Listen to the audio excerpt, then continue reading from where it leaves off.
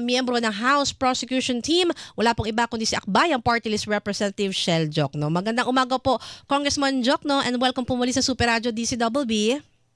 Magandang umaga po sa inyo at sa lahat na nakikinig at nanonood at Happy Father's Day. Yes, happy Father's Day din po sa inyo, Congressman Jokno. Ito po, no, bukas po, Congressman Jokno, may pre-trial conference po muli sa Senado. Dito po, ano po yung mga aasahan pa ng ating mga kababayan, sir? Itutuloy po yung pagmamarka ng mga exhibit, yung mga dokumento na ilalatag sa paglilitis ng kaso pagdating ng trial sa July 6. Opo. Meron po bang malaking inaasahan dito? Lalo nitong mga nakalipas na araw kasi, usap-usapan, nung pong ginawa niyo yung pre-trial conference niyo nung Huwebes, kesyo nagkaroon daw ng tensyon, ng bangayan, meron daw nilamon. Ano po bang katotohanan dito, Congressman Jokno? Ano yan? Alam niyo, sa pre-trial, kahit sa korte yan, siyempre, magkaiba ang pananaw ng magkabilang panig. At natural lang yan na iba ang mga sasabihin nila. Natural din na magkakaroon ng kontra-kontrahan. Pero wala naman talagang nangyari na sabihin na lang natin kakaiba nun sa ating na pre-trial. Opo. Yung pong gagawing pre-trial conference tomorrow, ito po ba ay inaasahan yung huli na o masusundan pa po, sir? Malamang matatapos na ang pre-trial natin kung hindi bukas sa makalawa. Kasi po naalala ko, nabanggit po ni House Lead Prosecutor Jervy Luistro, sa sobrang dami ng mga dokumento, dun po talaga nagtatagal, ano? Opo. Alam niyo naman, hindi lang naman ang prosecution ang magmamarka ng ebidensya, pati ang defense. Opo. Kaya may kanilang mga markings po yan at talagang ano ng panahon yan, kakain ng panahon. Opo. Pero ito po, hindi naman po ito inaasahan na makakaapekto dun sa original na schedule ng trial proper na July 6, Congressman Jokno. Ay wala naman po, hindi uurong yan. Basta sa aming kaalaman ay tuloy ang pag-start ng trial July 6. Opo. Kasi po, meron pong mga kongresista na kasamahan po ninyo, no, na pinuna yung hindi po pagdalo ni Vice President Sara Duterte sa pre-trial conference. Kayo na po ang magpaliwanag sa ating mga kababayan. Kailangan po ba talaga ng presensya ng respondent sa pre-trial conference, sir? Ang nakalagay po sa Senate impeachment rules ay either dadalo siya o kaya pupunta dapat yung kanyang mga abogado. Basta't meron silang authority na galing sa Vice Presidente. At dumating naman yung mga abogado nila, sila ang naging bosses ni VP doon sa pre-trial. Ngayon, siyempre yung pagdating na mismo sa paglilitis ng kaso, ay dapat doon na mismo yung pagkakataon ni Vice President na humarap at ihain yung kanyang ebidensya, ihain yung kanyang mga argumento at matagal na rin na iniintay ng taong bayan yan. Kasi naalala ko rin po, sabi po ni Attorney Michael Powa na legal counsel ni Vice President Sara Duterte, kung necessary yung presensya ni Vice President Sara Duterte, dadalo siya sa trial. So pwede po ba yung ganun? Ano po yan parang paglilitis din mismo sa husgado yan. So, hindi naman sa lahat ng hearing ay required ang presence ng akusado. Ganon din naman ang nasa Senate impeachment rules. Pero iba rin naman yung gustong malaman ng taong bayan kung ano yung masasabi niya tungkol sa paglilitis ng kaso dahil itong impeachment case, di ba, nagsimula po ito sa Committee on Justice sa House of Representatives. At hanggang ngayon ay iniintay pa rin natin kung ano yung mismong sasabihin ni Vice President tungkol dito. Apo. And in 2 weeks po, Congressman Jokno, inaasahan po natin na sisimulan or aarangkada na itong trial proper laban po kay Vice President Sara Duterte. So far po, ano po yung may share nyo lang po Congressman Jokno, yung pong ginagawang preparations ng House Prosecution Team, talaga bang masasabi nyo na 100% prepared na kayo? Okay na tanong yan, ah. Alam po ninyo, yung ginagawa namin paghahanda ay walang pinagkaiba sa paghahanda ng isang kaso sa paghaharap sa korte. Mhm. So nandiyan yung mga testigo, yung pagpepresenta ng testigo, nandiyan yung pagpepresenta ng mga dokumento, Mhm. nandiyan yung paghahanda rin sa mga maaring maging argumento ng kalaban. Dahil meron nakita naman natin na marami ng sinasabi ang mga defense counsel tungkol sa impeachment case. Mhm. Ina-anticipate namin na magkakaroon ng mga objection yan, Opo. magkakaroon din ng mga kung ano-ano mga klaseng motion. Mhm. At syempre, kailangan paghandaan din namin yan. Opo. Isa po sa mga pinag-uusapan ngayon, Congressman Jokno, yung threshold na 16 votes yung kailangan para po makonvict si Vice President Sara Duterte. Naalala ko po, ang sabi ni Senator Ping Lacson, ang Korte Suprema dapat ang maglinaw sa usapin kung ilang boto ang kailangan para makonvict si Vice President Sara Duterte. And then kanina pong umaga, na-interview po dito sa DCWB si Attorney Howard Calleja, isa po sa co-convener ng Isang Bayan. Ang sabi po niya, kailangan din na yung Korte Suprema ang magbigay linaw kung applicable yung desisyon sa ilalim ng Avellino versus Cuenco kung maaring ibaba yung bilang para makapag-convict po yung mga senador. Kayo po, sa House Prosecution Team, una-una, napag-usapan nyo na ho ba ito? And pangalawa, meron ho ba kayong legal course o kung ano man po yung inyong balak para po maging malinaw na rin po itong issue na ito, sir? Well, sa ngayon, tama yun. Wala pa rin talagang malinaw na desisyon ng Korte Suprema pagdating sa impeachment kung ilan ba talaga ang kailangan na boto. Mhm. Ang klaro lang, ang nakalagay sa ating konstitusyon ay kailangan may 2/3 vote ng mga senador. Apo. And kung paano bibilangin yon, yan ay open question pa rin po yan. Mhm. Pagdating sa quorum, ang nakalagay doon sa desisyon ng Avellino versus Cuenco na matagal na yan, 1949 pa yun na naipagpasyahan, ay Mhm. pag quorum, hindi pwedeng bilangin lang yung mga senador na maaabot ng coercive power ng Senado. Ibig sabihin, yung mga paring pilitin na humarap sa kanila. Apo. Ang nangyari kasi noon sa Avellino, may isang senador na nasa abroad, may isang senador na nasa ospital. Mhm. Kaya ang sabi ng Supreme Court noon, hindi mapipilitan yan na pumunta ng Senado. Mhm. Kaya ang dapat bilang dyan, hindi 24 kundi 22. Mhm. Kaya ang naging majority doon ay 12. Pang-quorum po yon. Apo. Pero pagdating sa impeachment, wala pa talaga tayong kaso na magsasabi kung ganun din dapat ba ang pagbibilang. Mhm. And sa amin naman sa prosecution, basta't ang aming tinututukan ngayon, syempre ay mailatag ng maayos ang ebidensya. Mhm. Hindi, wala naman sa kaisipan namin kung ilang bang boto, basta't ang purpose lang namin ay syempre maging convincing at persuasive yung aming pagpepresenta ng ebidensya. Opo. Pero kayo po, Congressman Jokno, bilang kilala mo po kayo na batikan talaga pagdating po sa batas, sa inyo pong personal na pananaw, dapat po bang ibaba yung threshold na yon?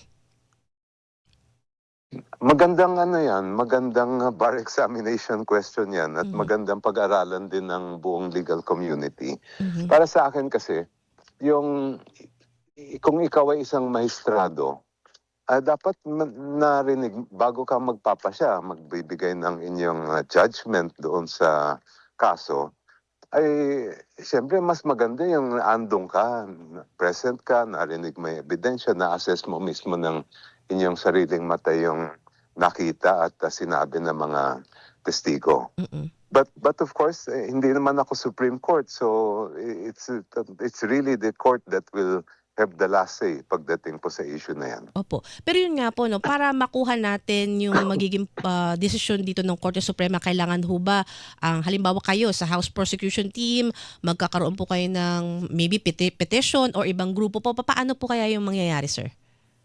Magiging depende yan kung ano ang magiging action ng ating Senate bilang impeachment court. Mhm. Kung halimbawa, ang sabihin nila o later on pagdating ng pagboboto ay magpasya sila na 16 talaga yan or 15 or 14, depende sa paano pag-compute nila, Mhm. ay kung sino man yung mga agrabyado doon, ay pwedeng questionin sa Korte Suprema yan sa paraan ng isang pamamagitan ng isang petisyon. Mhm, mhm. So ano 'no, isa 'yan sa mga talagang tututukan ng ating mga kababayan. Kasi may mga nagsasabi dapat 16, may nagsasabi na okey lang ibaba sa 15. Pero ito po kasi nakita ko sa social media nung isang araw, dininay po ni Senator Risa Hontiveros yung kumakalat po kasi sa social media na kesyo meron na raw po desisyon yung senator judges, na i-convict ang vice presidente. Kayo po ano pong, posisyon nyo dito? Kasi may mga, well, unfair nga naman daw sa mga senator judges na hindi pa naman nahihimay, hindi pa naman talaga nakikita yung mga ebidensya, hindi pa napapakinggan yung mga testigo, pero may mga ganitong lumulutang na, sir. Ay wala pa namang ganyan at hindi pa nga nagsisimula yung paglilitis ng kaso. Mhm. Ang nakalagay sa ating impeachment rules ng Senado ay lahat ng mga maestrado, mga senator judge, ay kailangan mag-observe ng unang-una political neutrality. Ibig sabihin ay walang kulay, politika na dapat papasok sa kanilang pagdinig at sa Mhm. kanilang pagpapasya. At pangalawa, syempre bilang maestrado ay kailangan impartial ka at objective. Ibig Mhm. sabihin ay patas dapat Opo. ang kanilang mindset. Opo. At isa pa po sa mga issue, Congressman Jokno, yung pong kay Senator Francis Escudero. Kasi nung nakalipas na araw, sabi po ni Pangulong Ferdinand Marcos Jr., susuportahan niya sino man yung mapagpasyahan ng Senate Impeachment Court na uupong presiding officer. Pero may iba't ibang mga grupo po na nag-aalinlangan po dito. Ang sinasabi nga nila hanggat maaari, ibang tao na lang, ibang senador na lang yung umupo na presiding officer, wag lang si Senator Escudero dahil nga po sa naging issue niya doon sa forthwith. Yun po yung isa sa mga malaking factor dyan eh. Then meron po siyang kinakaharap na investigasyon dahil po sa ilang mga allegations sa kanya. Kayo po, napag-uusapan nyo rin ho ba ito sa House Prosecution Team? Hindi pa naman, pero syempre ako bilang prosecutor ay irerespeto namin kung ano man ang maging desisyon ng Senado pagdating sa kung sino ang mauupong presiding officer sa trial. At yung bagay na yan, hindi pa actually natin alam kung ano na yung magiging desisyon ng Senate. Mhm. Maaaring sa mga darating na araw, malalaman natin yan. Apo. Baling po ako ng topic, Congressman Jokno, kasi sa June 28, meron pong rally or White Ribbon March laban po sa Anti-Political Dynasty Bill. Marami po kasi mga criticisms, Congressman Jokno, dito sa na pagtibay ng Kamara na Anti-Political Dynasty Bill. Kesyo malabnaw daw, hindi raw totoong tutuldok sa political dynasty. Kayo po, alam po natin, isa po kayo sa mga kumontra dito po sa Anti-Political Dynasty Bill. Una pong tanong, makikibahagi po ba yung Akbayan Party List dito po sa White Ribbon March na ito?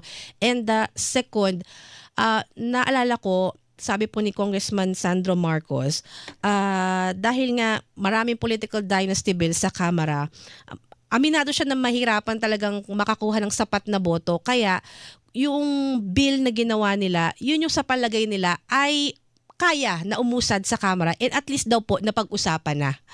Your thoughts po, sir? Well, kami po ay matagal nang tumututol sa lumabas na panukala sa House dahil ang aming paniwala dyan ay hindi siya talaga anti-political dynasty bill, kundi ay pro-political dynasty po ang lalabas na batas na yan. Kung yun ang maisa sa batas. Kasi ang nangyari dyan, yung ginawa ng panukala na yan, hiniwalay nila sa 4 na antas ang ating pamahalaan. At ang sabi, bawat antas, hindi ka pwede maglagay ng magkakapamilya.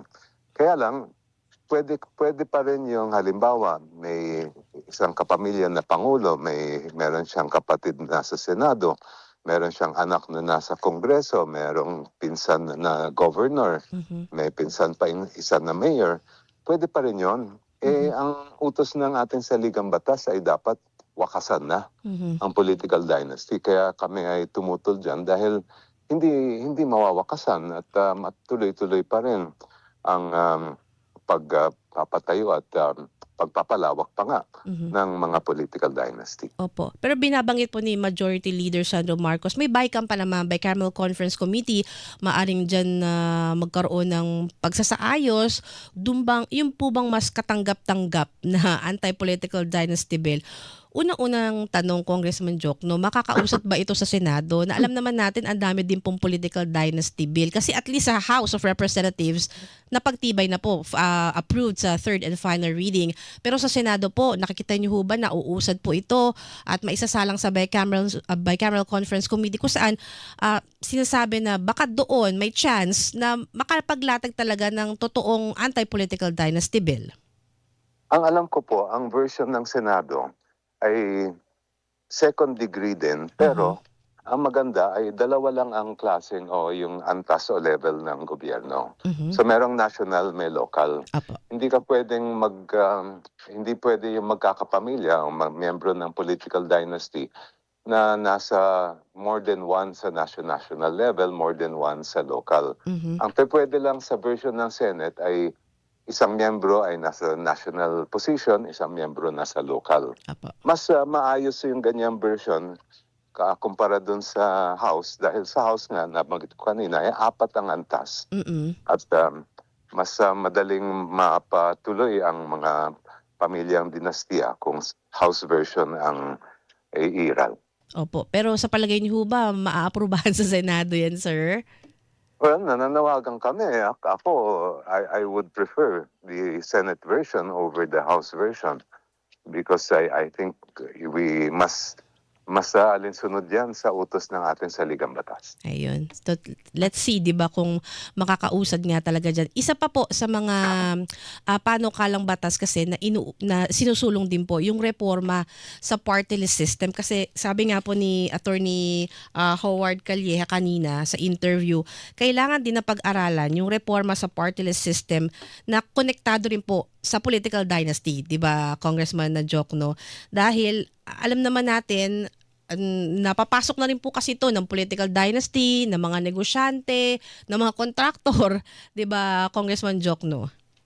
Opo, in fact, yun din yung isang nakakabahala dun sa lumabas na panukala sa political dynasty galing sa House. Mhm. Dahil hindi rin nila sinama ang party list doon. Mhm. Kaya maaari pa rin sa ilalim ng panukala na yon na merong, let's say, isang district representative na congressman na uupo at yung kanyang asawa o kapatid ay uupo rin bilang party list representative. Mhm. Kaya kami po, yung mismong aming panukala sa dynasty at meron din kaming hiwalay na panukala sa party list reform, para nilagyan namin yan Mhm. ng dynasty provision na hindi pwede nga yung magkakapamilya na papasok bilang party list at sa ibang mga posisyon nasyonal. Mhm. Maliban pa dyan, siyempre nabanggit nyo rin ito yung kailangan mabigyan talaga ng boses ang mga iba't ibang sektor ng ating lipunan. Apo. Kaya nga tayo nagkaroon ng mga party list Hindi naman pang kontraktor yung party list na yan.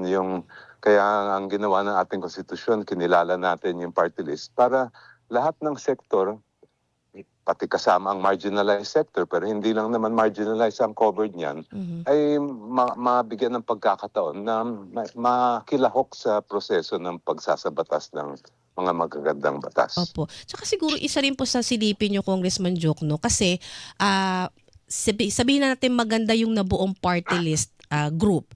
Kaya lang, nagkakagulatan dun sa representative na bakit ito yung representative nung party list na to na isang mayaman nga po o kaya negosyante. Kumbaga hindi alam ng ating mga kababayan na yung binoboto nilang party list group ito pala yung representative, 'di ba? Kumbaga, Totoo po yun. mm. Totoo yun. At yun yung isa rin bagay na kailangan mahigpitan.